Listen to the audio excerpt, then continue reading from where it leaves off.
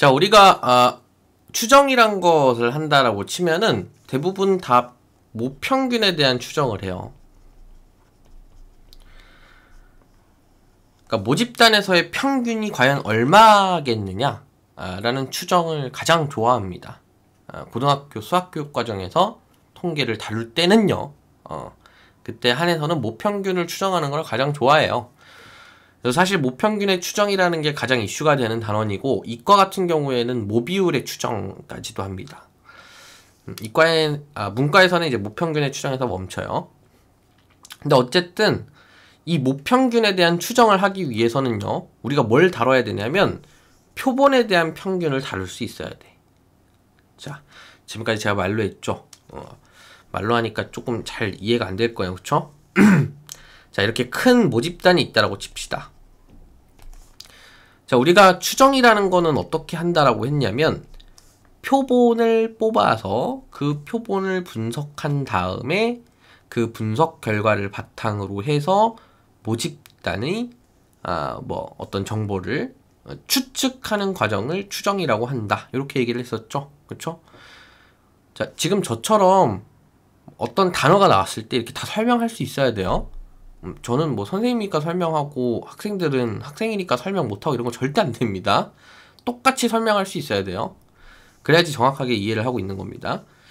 그래서 이 추정이라는 단어 되게 중요하단 말이죠. 그래서 표본을 가지고 모집단의 정보를 알아낸다. 대충 표현하면 이런 건데, 자, 여기서 많은 학생들이 여기서 혼란을 겪는 이유가 뭐냐면 딱 이 그림만 생각을 해요, 애들이. 그러니까 모집단이 하나 있고 표본이 하나 있고, 요 표본 하나 뽑아서 분석을 하면은 모집단에 대한 정보가 나오더라. 이런 그림을 생각한단 말이죠. 절대 아닙니다. 아니에요. 어떤 그림을 그리셔야 되냐면 이런 그림을 그리셔야 돼요. 구멍을 절대 하나만 뚫지 않습니다. 자, 이렇게 동일한 크기의 표본을 여러 개 뽑아요.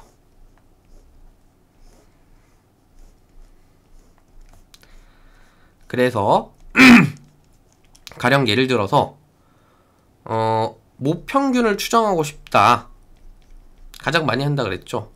모평균을 추정하고 싶다라고 하면은 여기에 각각 이 표본들의 평균을 구합니다. 이것들을 뭐라고 하냐면 표본 평균이라고 해요.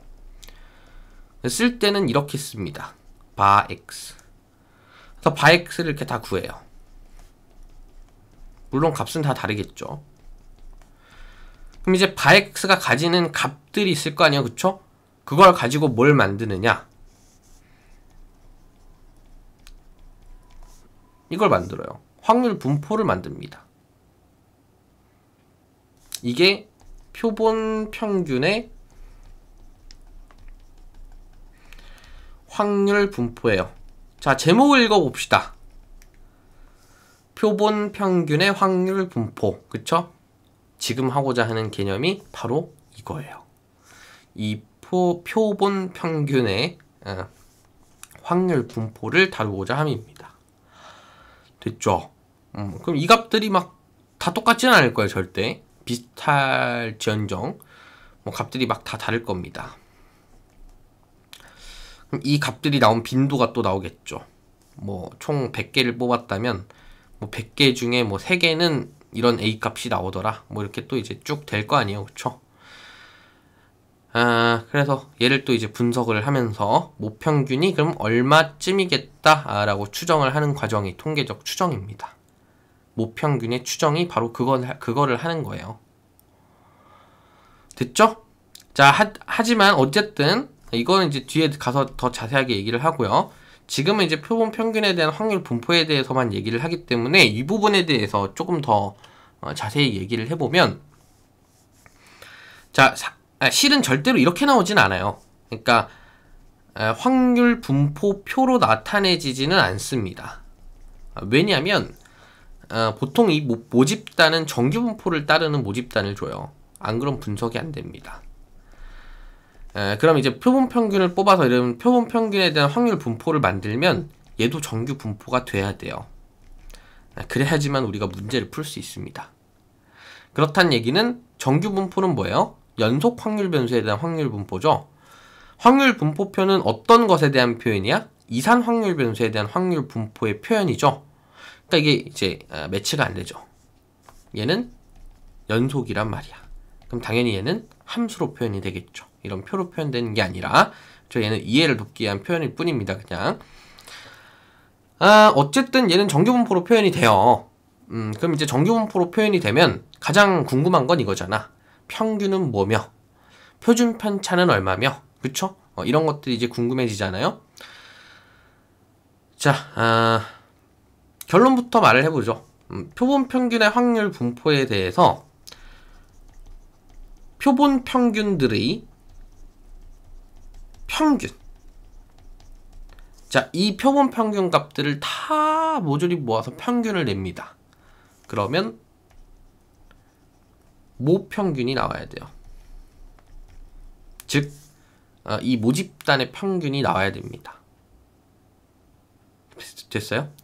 자, 표본 평균을 바엑스라고 쓴다 그랬죠? 이 바엑스에 대한 평균은 이렇게 쓸 수 있겠지. 자, 얘는 모집단의 평균과 같아야 된다. 이런 식의 표현을 쓸 수 있습니다. M은 모집단의 평균이겠죠.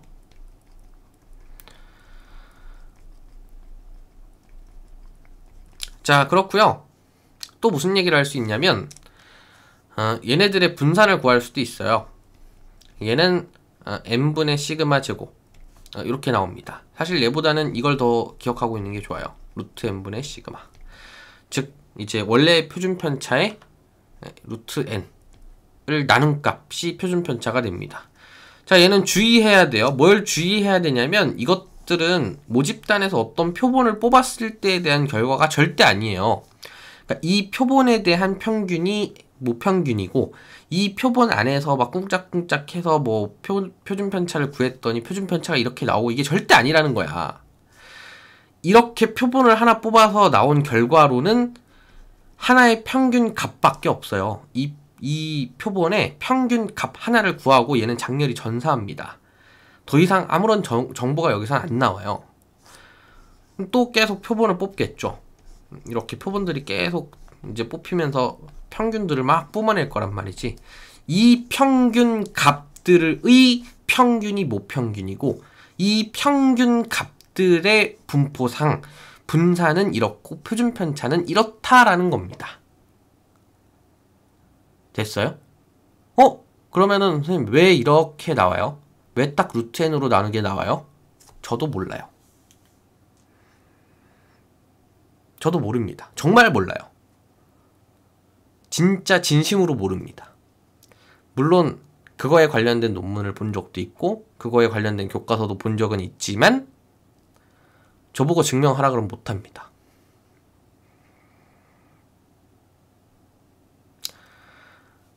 그러면은 여기서는 이제 우리가 할 수 있는 게 뭐가 있냐면 단순 암기예요. 그냥 외우는 겁니다. 그리고 또 하나 더 할 수 있는 게 있어요. 바로 이겁니다. 관계를 보는 건데, 자, 모집단이 이렇게 있을 때 n이 커요. 즉 표본을 한 번에 큼직큼직하게 막 이렇게 뽑습니다. 이렇게 뽑는다라고 쳐요. 자, 그러면요, 평균들이 이 집단들의 평균들이 비슷할까 아니면 많이 좀 다를까? 당연히 비슷하겠죠. 조금 이렇게 표본이 큼직큼직하면은 모평균이랑 비슷할 확률이 높을 거 아니야. 그러니까 값들이 다 비슷비슷할 거라고요.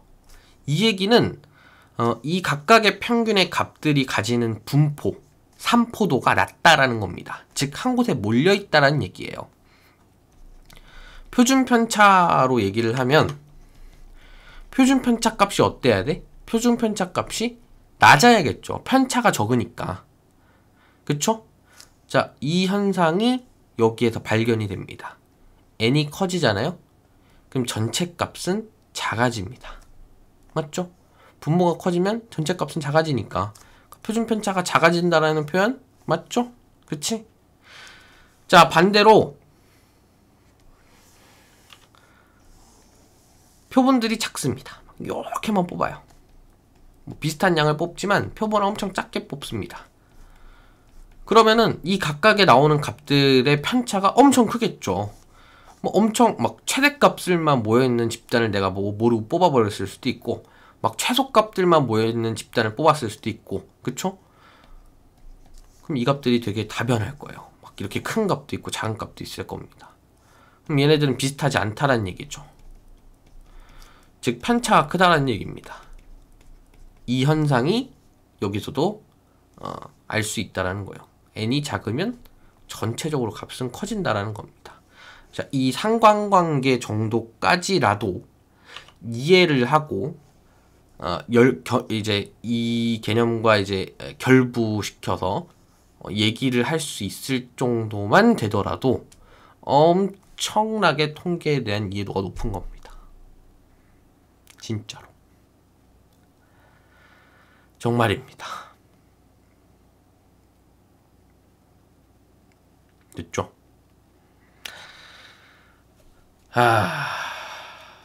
자,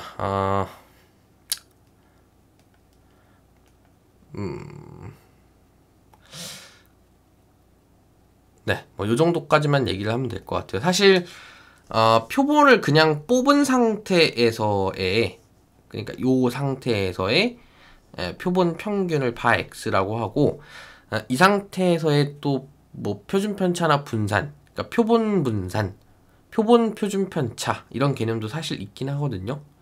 하지만 문제에서 한 번도 다뤄진 적이 없고, 실제로 제가 뭐 수십만 개, 수백만 개 문제를 풀면서도 한 번도 접해본 적이 없어요.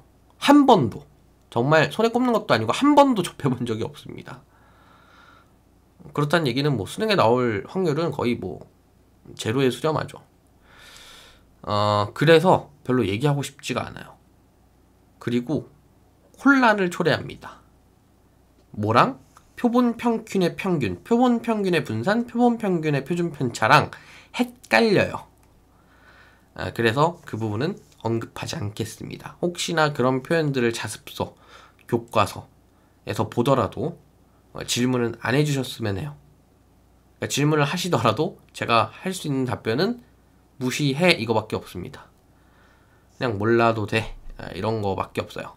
그게 효율적인 공부입니다. 됐죠? 다른 부분에서 더 이해도를 높이세요. 그럴 시간 있으면. 자, 여기까지 하죠.